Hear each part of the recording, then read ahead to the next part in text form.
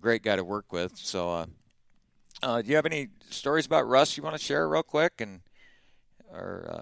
Oh man, We got to keep it man, PG rated too, you know. Yeah. Of course. Man, what a great mentor. He was. I don't know how to put it in words of what a great guy he was. He was really methodical and very compassionate about everything that he did, and he was always took time to talk to you, to everybody that was involved in racing. And he was really sharp and knowledgeable and did a lot of research and not just, I mean, in all aspects of racing too, everything from the motors to everything. He had a great base of knowledge of everything that it took to go racing. Well, you know, I think, go ahead, I'm sorry. Go ahead, Jason. I didn't mean to interrupt you. Go ahead. No, you're all right. That was a good place to stop for now. Well, you know, the thing with Russ was he would to elaborate a little bit. You know, it didn't matter if you were on his team or if you were in the pit three pits down, you know, and racing against him. If you needed something, you could always go to Russ and he'd be there, man. As long as it didn't interfere with what he was doing on our car, he would help anybody out, and that's kind of the way racing should be in my book. I think that's the way everybody should be. But there's a lot of guys that go, oh, this is secret, top secret. Oh, you can't come over here, or, you know. But Russ was always willing to share his knowledge with anybody and teach people, and that's one of the things that was way cool of him. He taught me a lot. Yes, and I know he taught very... you some.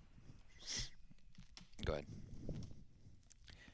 I couldn't agree with you more on that. And he was just a great dude. Shoot, I remember when he got out of prison and came to work for my dad when I was there, and man, it was really special to hear his story and see what his path was when he got out and how he was rehabilitating himself and working back into society. And he truly was. It's all the stories that he's told me, dude. It's like you never deserved to be there. but yeah. He was a great dude. It's really sad that that we lost such a good guy. It is, and like you and I were talking earlier today, it's a shame that we have all these friends and we just kind of take it for granted, and I regret the fact that I didn't get up there to see Russ before he passed on, and it can happen to anybody at any time. So I've posted things on Facebook along this line. If you love somebody, tell them you love them today, because they may not be here tomorrow, and there's no time like the present, So this show is a tribute to Russ tonight, and that's it's kind of my way of saying thank you to Russ anyway. He's up there at that big powwow listening to us right now. Oh, you know it. You know it. He's got a big old grin right now. Yep. Oh, yep. I know he does. Yeah. Yep. All right, Jason. Well, guys, darn it, I'm still gonna take vacation and come back there and haunt you and hang out and check out RCR now. Well, you got to do. Got to what? Yeah, there's plenty to do back here. You'd like it. Oh, I know I would. All right, buddy. Well, we're gonna move on. Joel? Well, Jason, it was glad to get you on the horn tonight, buddy. Thank you for taking time out of your night, and we know you're really busy, even if it is the off season back there in the NASCAR circuit. So your time is greatly appreciated, and thanks for calling in and sharing your memories of Russ with us. Absolutely. Well, thanks for having me, guys. Thanks, Jason. We'll talk to you soon. All right. Take care, guys. All right, buddy. You too. Bye-bye. All righty. Joel? Wow. Yeah. Jason's had a really cool career. With anybody, you got your ups and downs, but and he's managed to make the best of it, and I have a lot of admiration for him. I I kind of like with Russ and with Jason, with Herschel Jr.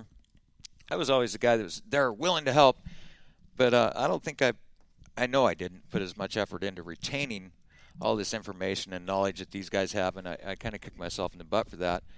But yeah, I can't say enough. Sorry to interrupt you, but no, go one ahead. of the things about Jason too is, yes, he does have some connections back there, but the main thing about Jason is that guy can fabricate. He can. He's got to be the best fabricator on the West Coast, maybe besides Herschel Jr., but he is the best fabricator on, around. And so it's obvious that Richard Childress Racing got benefited highly from his skills, because he's amazing. Yeah, they obviously recognized his abilities. That's any time you see someone from the Northwest, especially, or the West Coast, go back east to the big time, their skills are honed. Yeah, I mean, they are the cream of the crop out here on the West Coast. I mean, we saw it with Bryson James going to that Chili Bowl. We knew he was going to be a shoe there.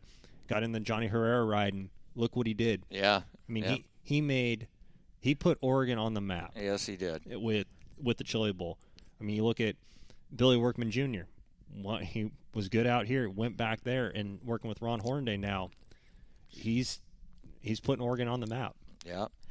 Yeah, it's you can have connections all you want, but that just opens the door, and when you get through that door, you gotta prove yourself, and Jason obviously is able to do that. It's people like that are going to bring the talent scouts out here in the Northwest to see the raw talent that we have in our drivers and in our crews and in from every facet of racing. Yeah, that's being recognized more and more all the time. It's amazing. A lot of West Coast talent. I mean, it's slowly starting the NASCAR circuit with the drivers. I mean, Greg Biffle was from Vancouver. Right. Casey Kane out of Enumclaw, Washington. Jimmy Johnson from California. Right. Those guys, they're slowly drawing everybody out here. Yeah, it used to be all East Coast. It seemed like all the drivers were East Coast. Al Unser Jr. out of Albuquerque was like, oh boy, they're getting close to the West Coast anyway. But back then, it was all East Coast drivers. It seems like. So yeah, we're getting a lot more recognition. Absolutely, cool. And it's great. And it's amazing. How many people. For me, I mean, I wasn't around during the High Wallers era in racing, but the stories that you're hearing, and I mean, I've heard stories away from this podcast about Russ, about Critter, about the High Wallers program. It really is truly what racing's all about. Yeah, and it's too bad, like Ed was explaining, how technology has kind of phased the prison out of doing that program. It's really a shame. Well, and we talked about that off the air. Ed, correct me if I'm wrong, but in 2001 they discontinued the High Wallers program with the Department of Corrections, correct? That's correct. So what was the catalyst behind that?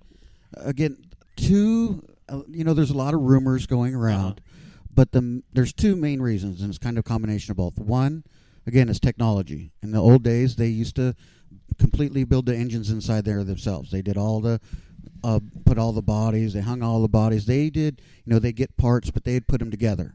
Well, with technology, they didn't have the technology to do the engines inside there themselves to be competitive on, in a dirt late model.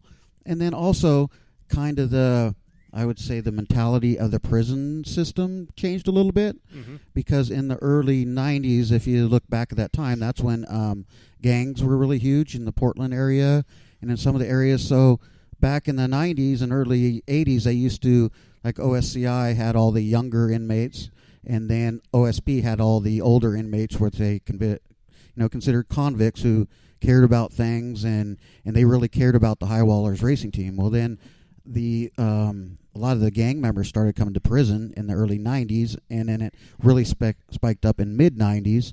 And so the atmosphere of the prison started to change, and so they had to bring some of those gang members to OSP, which kind of changed the atmosphere of the prison. And so it was hard to keep some of the stuff inside the walls, like all the sheet metal, the aluminum sheet metal in there. It was hard to keep the alcohol in there. It was hard to keep some of the fuel in there. And so just the whole mentality of everything changed inside the walls. So it was no particular incident.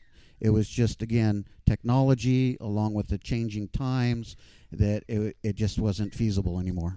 Well, I'm glad you set the record straight there, Ed. You know from your job what's going on up there, and appreciate you sharing that with all our listeners, because, like you said, there are a lot of rumors, and I love setting rumors straight. You know, I mean, the facts are the facts, and I don't have time for rumors. Exactly. And they do still have somewhat of they have an automotive program like we were talking about earlier. They do have an automotive program up there, and they call it VT, which is it's contracted through Chemeketa Community College, and it's a big shop where the inmates can actually get a associate's degree in automotive technology. So they still can work on vehicles, they still can work on cars to a certain point, and then they still once a year, I think it's June 24th this year, that they still have the car show up there, and some of the old drivers like Jack Marentate, he still comes in every single year to the car show. He's been coming in since late 80s. So Jack Marentate still comes in. So they still do have the cars that come in sometimes. Yeah. I mean, they do have a car show once a year, but they bring in the car shows, and then, like I said, Jack Marentate does come in. That's awesome. I mean, anything that they can do in the prison system and to help rehabilitate these individuals. I mean, we saw what it did to Russ and with Critter. Without those programs, and with what Corey was doing with the Moxie Motorsports, with the kids in the carts, having those positive influences in these individuals' lives, they really are. It is a life-changing experience. I mean, not just for the people involved in the program, but also like what Ed was saying earlier about being a staff member up there. He had big 6-foot-something Russ walking around saying, "Hey, that guy, don't mess with that guy." And you just look at Russ, and you knew not to mess with him. He was what, 6'4"? He was 6'4", 360, something like that. He was a big man. He was a big dude, big teddy bear to me. I could go on and on. I loved Russ, man. He was just an outstanding human being. That's all there is to it. It really, everything I've heard, all the research I've done into this, that's one positive thing I've never. And one thing that shocked me, and I'd always heard the High Wallers name. I'd always heard the stories of Russ and the stories of Critter, over the years, in my, I want to say, growing up in my racing career. And what shocked me is I'm sitting there at home last night on my laptop doing some research about this, and you type in High Wallers Racing Team, man, you get newspaper article after newspaper article after newspaper article, everywhere from, oh gosh, hang on, I'm drawing a blank. Everywhere from the Seattle, Washington area, all the way down to Miami, up to New York, all the way back down to San Diego. Yeah, the whole country knew of the High Wallers program, the High Wallers Racing Team, and what the Oregon Department of Corrections was doing with these individuals. It really was a model in a lot of respect for a lot of programs out there, and it's just a shame, as technology advanced, they had to get out of the dirt late models with the technology. It's hard. Yeah, it's something I wish we could bring back and have a High Wallers car. Yeah, I don't foresee that happening with law changes and the way the culture is. The bad prisoners make it for the good ones. They run it for the good guys. That's you get that anywhere. Exactly. But it's just a shame that it has to go away. Not totally though. Like Ed said, they do have an automotive program, so that's cool good that they're continuing that. Ed helps a lot with transitioning people. Correct, Ed? Correct. So I've worked for, like I said, I was 25 years old when I started up there at Corrections, and so now I went to the High Wallers, and then I did some other things, and now I'm what's called a transition coordinator. So when an inmate comes within 6 months of release, they come on my caseload, and I bring them in and say, okay, you're going to this county. Do you have a place to live? Where are you going? What are you going to do? I help them develop a resume, see if we can't find a place to live. So there still is transition programs up there. Again, it's too bad the High Wallers weren't around because it had a very low recidivism rate. Very few did come back. But there is some transition programs that are up there that do help out, just maybe not as successful as the High Wallers was. Yeah. Yeah, and your family's been around racing for a long time. Yeah, my family, actually my brother Murray started racing probably mid-'80s. Mm-hmm. He started back then it was called a sportsman class or street stocks or jalopies or something like that.